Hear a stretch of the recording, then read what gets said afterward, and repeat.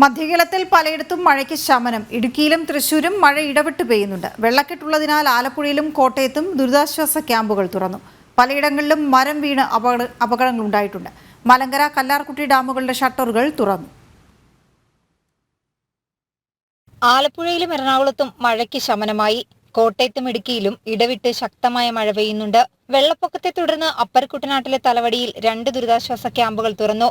2 ക്യാമ്പുകളിലുമായി 75 കുടുംബങ്ങളെയാണ് മാറ്റിപ്പാർപ്പിച്ചിട്ടുള്ളത്.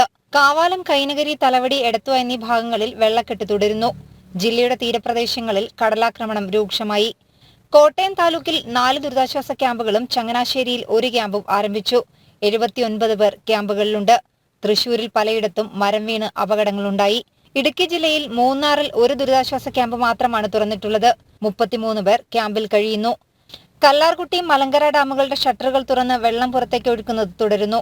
ശക്തമായ മഴയിൽ ഇടുക്കിയിൽ മരച്ചില്ല ഒടിഞ്ഞു വീണ് വീടിന്റെ മേൽക്കൂര തകർന്നു. വിവിധ ബ്യൂറോകൾക്കൊപ്പം ജനം, ആലപ്പുഴ.